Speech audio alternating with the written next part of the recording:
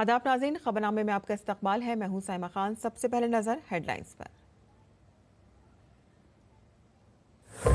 वजीर आजम नरेंद्र मोदी गुजरात और दादर नागर हवेली समेत दमन देव का करेंगे 2 रोजा दौरा। सिलवासा में तकरीबन 2,500 करोड़ रुपए के प्रोजेक्टों का करेंगे आगाज। सूरत में फूड सिक्योरिटी सैचुरेशन मुहिम का करेंगे इफ्तिताह।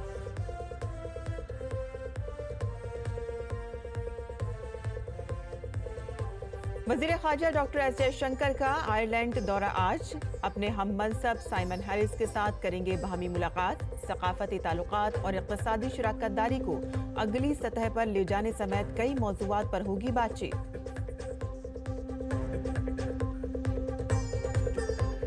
पंजाब में बड़े मुजाहरे की तैयारी कर रहे किसानों ने 10 मार्च को आम आदमी पार्टी एमएलए के घर के सामने धरना देने का किया फैसला। वजीर आला भगवंत मान को 15 मार्च को दिया खुली बहस का चैलेंज।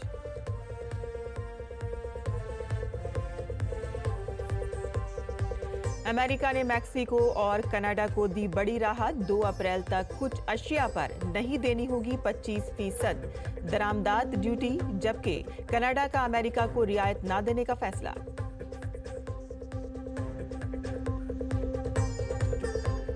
और अमेरिकी शेयर बाजार में रिकॉर्ड गिरावट, 10% से नीचे आया नेस्डैक इंडेक्स। टैरिफ की शरह में इजाफे और एआई कंपनियों के गिरते हुए स्टॉक से सरमायाकारों को बड़ा नुकसान।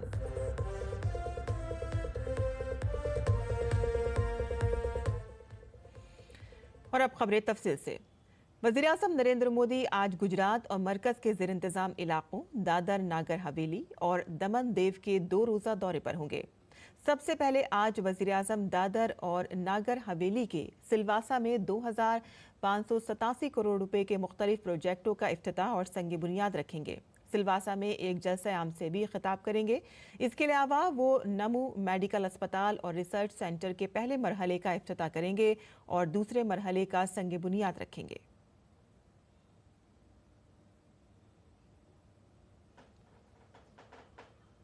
और इसके बाद वज़ीर-ए-आज़म अपने गुजरात दौरे के दौरान सूरत में फूड सिक्योरिटी सैचुरेशन मुहिम का आगाज करेंगे। सूरत में तकरीबन 2 लाख मुस्तफिदीन प्रधानमंत्री गरीब कल्याण अन्न योजना के तहत फवाइद हासिल करेंगे। वज़ीर-ए-आज़म मोदी कल नवसारी में ख़वातीन के आलमी दिन पर लखपति दीदी कॉन्फ्रेंस में शिरकत करेंगे। वज़ीर-ए-आज़म 25,000 से ज़्यादा सेल्फ हेल्प ग्रुप्स की 2.5 लाख ख़वातीन को 450 करोड़ रुपए से ज़्यादा की इमदाद फराहम करेंगे।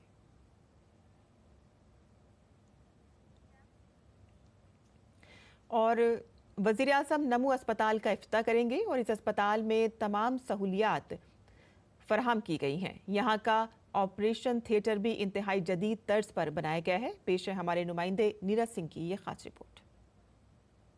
इस समय हम सिलवासा में स्थित नमू हॉस्पिटल में हैं। प्रधानमंत्री नरेंद्र मोदी 7 तारीख को इस हॉस्पिटल को लोगों को समर्पित करने वाले हैं। इस हॉस्पिटल में करीब 600 के करीब बेड हैं, तमाम तरह की अत्याधुनिक सुविधाएं हैं। इसके अलावा अगर ओटी की बात करी जाए, मॉड्यूलर ओटी जो अत्याधुनिक ओटी है, 6 के करीब ओटी अभी मौजूद हैं और सेकंड फेज में इन ओटियों की संख्या को बढ़ाकर 10 से 12 किया जाएगा और इसके अलावा बेडों की संख्या बढ़ाकर भी 1300 के करीब की जाएगी।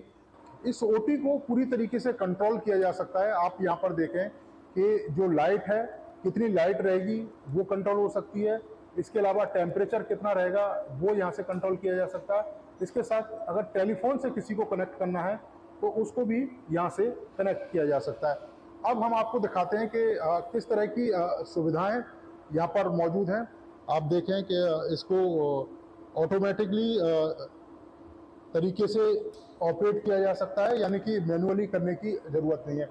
ये जो आप देख रहे हैं ओटी, ये आप देखिए कि ये रोबोटिक सिस्टम है, यानी कि यहाँ पर जो सर्जरी है वो रोबोटिक तरीके से भी की जा सकती है कि अगर आपके किसी हिस्से में सर्जरी करनी है तो यहाँ से उस हिस्से को पोजीशन को यहाँ पर फीड कर दिया जाएगा। और ये अगर आप देखें मेरे राइट में, ये जो रोबोट आपको दिखाई दे रहा है वो जो सर्जरी है वो करेगा। सपोज करिए कि अगर ये आप पैर की या किसी हड्डी का ऑपरेशन करना है तो वो यहाँ से जो रोबोट है वो कर सकता है।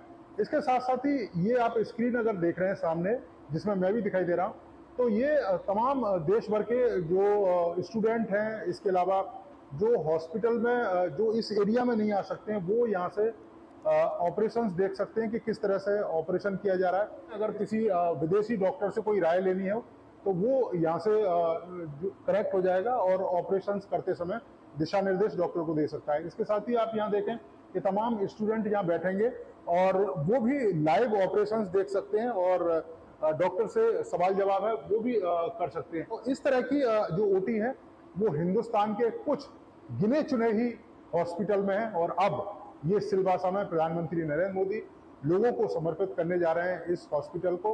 आप समझ सकते हैं कि दादर नागर हवेली, इसके अलावा दमन-दीव और आसपास के जो तमाम गरीब और आदिवासी लोग हैं उनको कितनी बड़ी सुविधा यहाँ मिलने जा रही है। Neeraj Singh, DD news, Silvassa. और वज़ीर-ए-आज़म का सिलवासा दौरा कितना खास है, इस बारे में डीडी न्यूज़ ने दादर नागर हवेली, दमन दीव और लक्षद्वीप के एडमिनिस्ट्रेटर प्रफुल्ल पटेल से खुसूसी बातचीत की। प्रधानमंत्री सिलवासा, दादर नागर हवेली, इसके अलावा दमन द्वीप में कई हजार करोड़ की परियोजना है, उसकी शुरुआत करने जा रहे हैं, उद्घाटन भी करेंगे, शिलान्यास भी करेंगे। कुछ लोग इस समय हमारे साथ मौजूद हैं।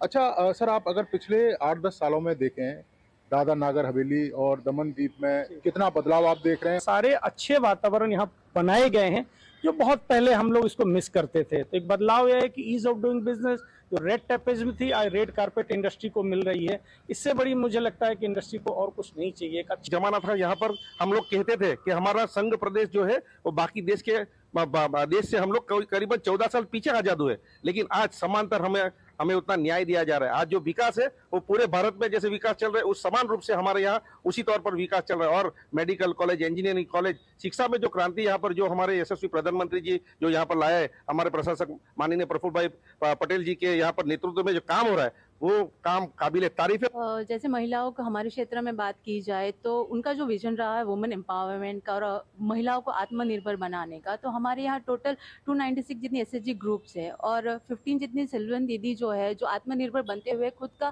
काम कर रही है। और उसी के साथ अगर हम एजुकेशन की बात करें, हेल्थ सेक्टर की भी बात करें तो ये इतना बदलाव आया है कि हमारे क्षेत्र में हमारे लिए नहीं पर हमारे नेक्स्ट 2 जनरेशन के लिए भी बहुत अच्छी बात है जो उन्होंने हमारे लिए हमें इतना फैसिलिटीज अवेलेबल करवाई। तो ये आपने देखा, ये लोग थे प्रधानमंत्री का बेसब्री से इंतजार कर रहे हैं और इनका भी मानना है कि पिछले 10-11 सालों के अंदर काफ़ी बड़ा बदलाव दादर नागर हवेली, इसके अलावा दमन द्वीप में देखने को मिला है और अपने प्रधानमंत्री का ये लोग बेसब्री से इंतजार कर रहे हैं।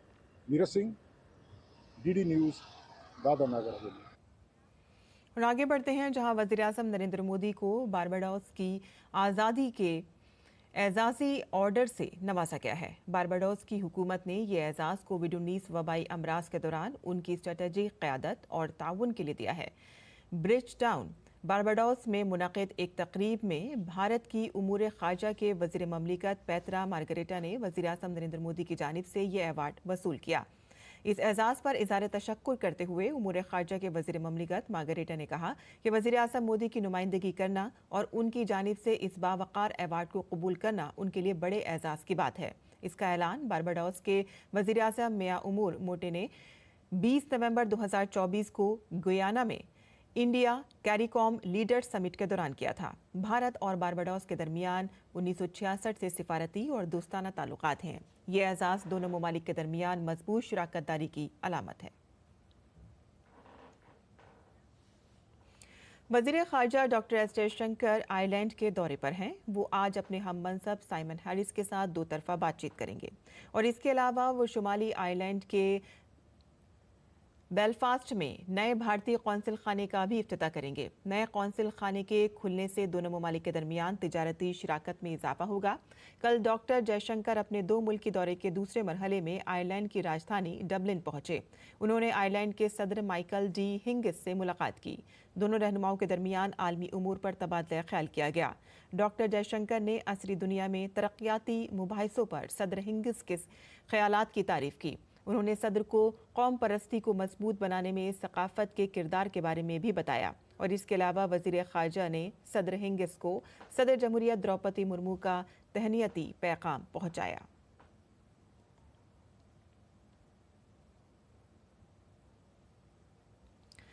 वज़ीर ख़ारजा डॉक्टर एस जयशंकर ने अपने दौरा आयरलैंड के दौरान डबलिन में मारूफ जनरल पोस्ट ऑफिस म्यूजियम का दौरा किया। अजायब घर में 1916 की ईस्टर बगावत से मुतालिक दस्तावेज़ात और दीगर चीज़ें देखीं। 1916 की ईस्टर बगावत आयरलैंड के लिए ख़ास अहमियत रखती है क्योंकि आयरिश लोगों ने बरतानवी इस्तेमार से आज़ादी की जंग लड़ी थी। वज़ीर ख़ारजा डॉक्टर एस जयशंकर ने साबिक आयरिश वज़ीर आज़म लियो वर्डेकर, आयरिश वुज़रा चैम्बरलाइन्स और रॉबर्ट ट्रॉय और रुकन पार्लियामेंट मैल्कम बायरन से मुलाकात की। वज़ीर ख़ारजा ने इन लीडरों के साथ भारत और आयरलैंड के ताल्लुकात पर तबादला ख्याल किया और दोनों ममालिक के दरमियान ताल्लुकात के लिए उनकी हिमायत की तारीफ़ की। इसके अलावा वज़ीर ख़ारजा डॉक्टर एस जयशंकर ने ट्रिनिटी कॉलेज डबलिन का दौरा किया। ट्रिनिटी कॉलेज में उन्होंने बुक ऑफ केस और कदीम लाइब्रेरी का दौरा किया। उन्होंने कहा कि उन्हें आयरलैंड के विरसे और सकाफत पर फ़ख्र है। मरकज़ी वज़ीर दाखिला अमित शाह ने आज तमिलनाडु और कर्नाटक के दौरे में सबसे पहले उन्होंने तमिलनाडु के थुकुलम में CISF के यौम तासीस के प्रोग्राम में शिरकत की और इसके अलावा वो CISF की कई पहलों का इफ्तिताह और संग बुनियाद भी रखा। तमिलनाडु के रानीपेट में मरकजी सनती CISF की साइकिल रैली को भी हरी झंडी दिखाएंगे। CISF की 6,553 किलोमीटर तवील साइकिल रैली 25 दिनों 11 रियासतों और मरकज़ के ज़ेर इंतज़ाम इलाकों को कवर करेगी और इसके बाद वज़ीर दाखिला अमित शाह कर्नाटक के अपने दौरे के दौरान बेंगलुरु में श्री विश्वेश्वर तीर्थ मेमोरियल अस्पताल का इफ्तिताह करेंगे। पेजावर के संत श्री विश्वेश्वर स्वामी जी के नाम पर तामीर इस अस्पताल का मकसद गरीबों को मयारी सेहत खदमात फराहम करना और मेडिकल एक्सीलेंस के मरकज़ के तौर पर काम करना है। दिल्ली पुलिस रमज़ान के दौरान सिक्योरिटी इंतजामात को मजबूत बनाने में मुसलसल मसरूफ़ है। दिल्ली पुलिस खुसूसी सिक्योरिटी ऑपरेशन के तहत रात का गश्त कर रही है। हाल ही में दिल्ली की वज़ीर आला रेखा गुप्ता और मरकज़ी वज़ीर दाखिला के दरमियान अहम मीटिंग के बाद दिल्ली पुलिस मुकम्मल एक्शन मोड में है। इस सिलसिले में दिल्ली पुलिस ने कल रात गश्ती ऑपरेशन भी किया। कांस्टेबल से लेकर पुलिस कमिश्नर तक रात भर सड़कों पर गश्त करते नजर आए। मुख्तलिफ मकामात पर सड़कों पर रुकावटें लगाकर तफ्तीश की गई। दिल्ली के मशरिकी ज़िले के DCP अभिषेक धानिया ने भी रात के वक्त नाकाबंदी बढ़ा दी है।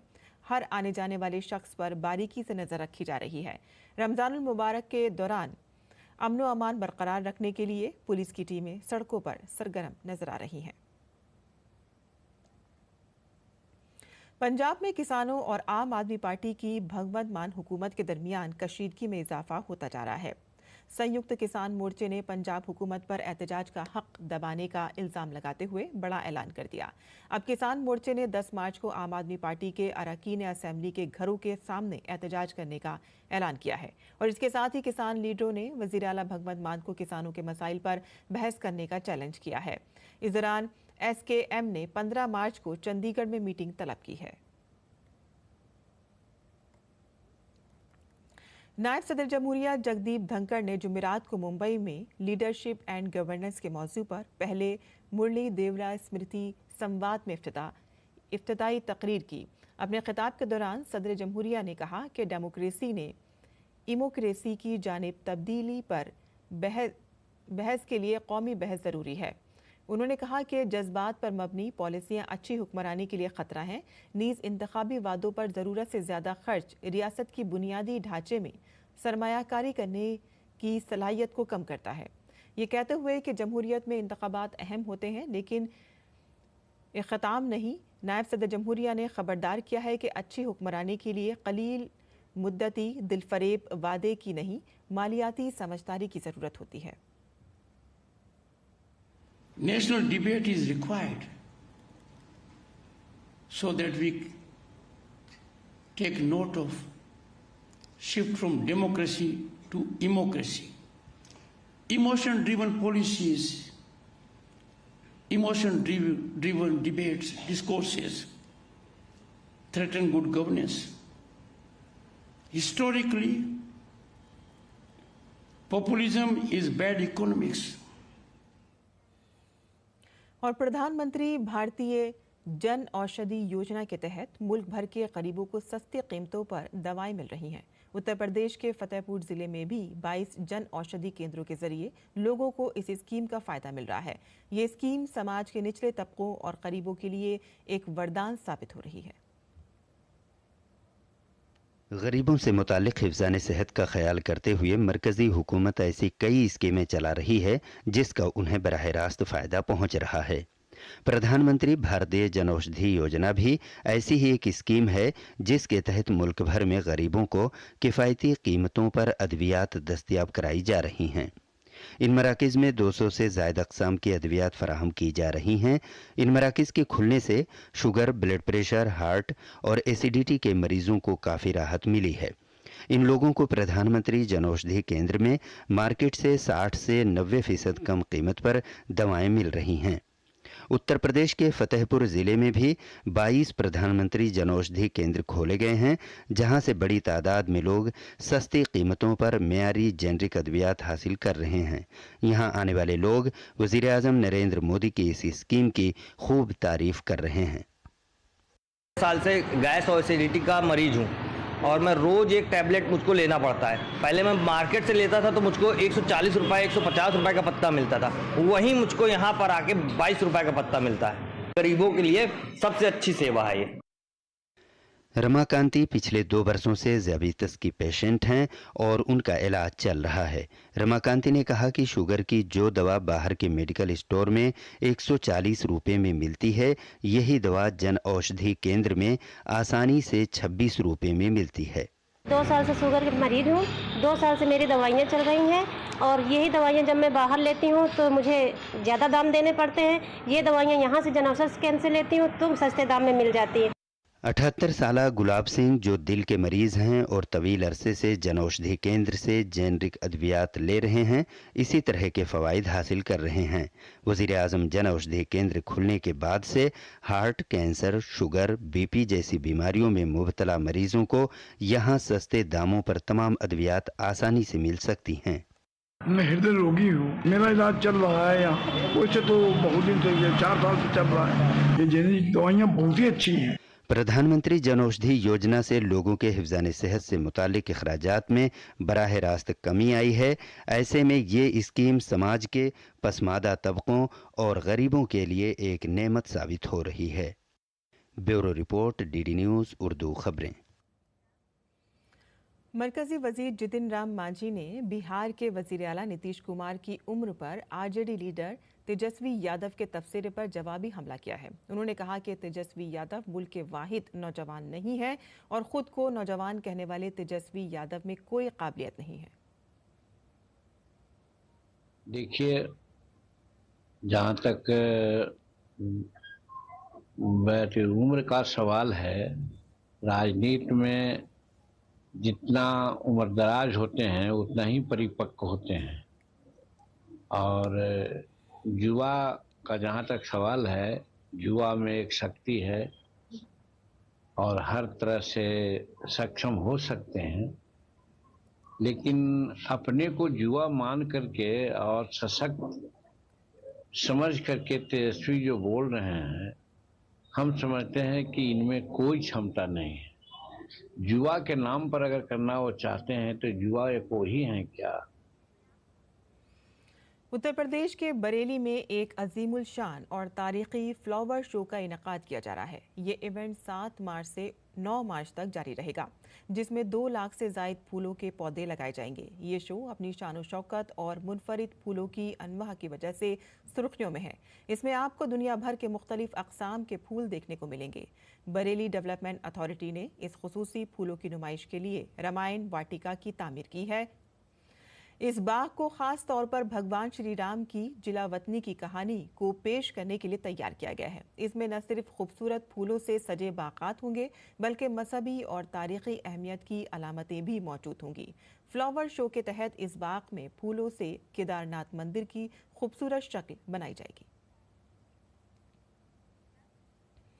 भारतीय मुशावरती फर्म क्राइसिल की ताज़ा तरीन रिपोर्ट से मौसूल होने वाली इत्तला के मुताबिक अमेरिकी तिजारती महसूलात और आलमी अदम इस्तेहकाम जैसे माली साल 26 में भारत की जीडीपी की शरह नमू 6.5% रहने की तवक्को है।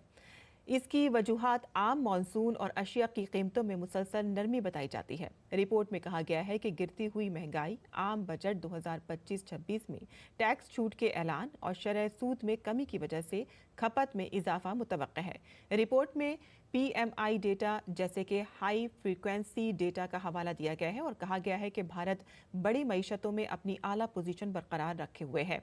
रिपोर्ट के मुताबिक माली साल 2025-31 के दौरान मैन्युफैक्चरिंग सेक्टर की शरह-ए-नमू औसतन 9% रहने की तवक्को है, जो कि वबाई अमराज से पहले की दहाई में औसतन 6% थी। रिपोर्ट में ये भी कहा गया है कि खदशात का शुबा तरक्की को आगे बढ़ाने में अहम किरदार अदा करेगा, लेकिन मैन्युफैक्चरिंग सेक्टर का हिस्सा बढ़ता रहेगा।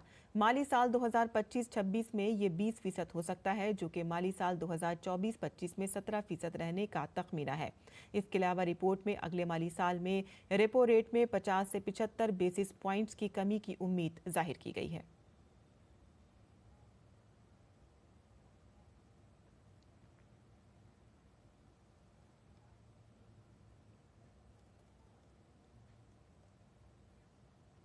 और भारतीय मईशत की तेज रफ्तारी माली साल 2025-26 में GDP की शरह-ए-नमू 6.5% रहने का इम्कान जाहिर किया गया है। भारतीय फ्रेमवर्क क्राइसिल की ये रिपोर्ट सामने आई है, जिसमें महंगाई में कमी, टैक्स छूट के ऐलान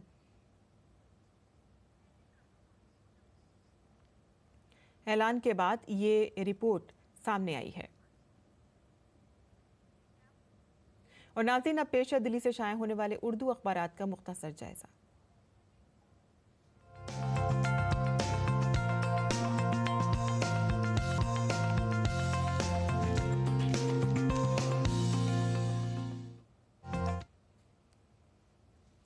तो दिल्ली से शाया होने वाले उर्दू के अखबारात पर नज़र डालते हैं, जिनकी अहम सुर्खियां कुछ इस तरह से हैं। आपको बता दें कि हज के किराए को लेकर जो तजाद पाए जाते थे, उसके हवाले से सुप्रीम कोर्ट में अर्जियां दायर की गई थी और हज के लिए फ़िज़ाए किराया मुकर्रर किया जाए। सुप्रीम कोर्ट ने अब ये वाज़ेह कर दिया है। अदालत उज़्मा ने अहल अथॉरिटी को 1 हफ्ते में फ़ैसला सुनाने का हुक्म दिया है। आगे बढ़ते हैं, मज़ीद खबरें भी जान लेते हैं। दिल्ली से खबर है, जहां पर किराए पर चलने वाले 250 मोहल्ला क्लिनिक बंद करने का हुक्म जारी किया जाएगा। दरअसल दिल्ली हुकूमत ने इस सिलसिले में एक हुक्मनामा जारी किया है। ये मालूमात देते हुए दिल्ली के वजीर सेहत ने कहा है कि तकरीबन 250 मोहल्ला क्लिनिक किराए पर चल रहे हैं और उनमें से कई मोहल्ला क्लिनिक कागज़ पर ही चल रहे हैं, जिनको हर माह हज़ारों करोड़ रुपए दिए जाते हैं और इन तमाम क्लिनिक को अब बंद किया जाएगा। रोज़मर्रा राष्ट्रीय सहारा से हमने जो खबरें ली हैं वो आलमी सफ़े से ली हैं। बता दें कि यूक्रेन से मुतालिक खबर है, जहां ट्रंप की वार्निंग के मद्देनज़र यूरोपीय यूनियन का सरबराह इजलास मुनाकिद किया गया है। आपको बता दें कि सदर ने यहाँ पे ज़ेलेंस्की के साथ यूरोपीय यूनियन की 27 ममालिक के रहनुमा शामिल होंगे। इसमें आगे बढ़ते हैं, दूसरी सुर्खी पाकिस्तान और अफगानिस्तान के लिए है, जहाँ पाकिस्तान और अफगानिस्तान के शहरियों के लिए अमेरिका में दाखिले पर अब पाबंदी लग सकती है। ट्रंप एक नया मंसूबा तैयार करने जा रहे हैं। आगे बढ़ते हैं, जहां ट्रंप और पोप फ्रांसिस समेत 300 से ज़ायद अफराद नोबेल अमन इनाम के लिए नामजद हुए हैं। तो ये थी अखबारात की सुर्खियां जो आपके लिए हमने चुनी थी। और आगे बढ़ते हैं, कुछ मज़ीद बैनुल-अक़वामी खबरें जान लेते हैं, जहां अमेरिका में टैरिफ की शरह में इजाफे और मसनूई जहानत की हामिल कंपनियों के हसस में गिरावट की वजह से सरमायाकारों को काफ़ी नुकसान की इत्तला है। अमेरिकी स्टॉक एक्सचेंज नैस्डैक इंडेक्स अपने रिकॉर्ड से 10% से ज़्यादा गिर गया है।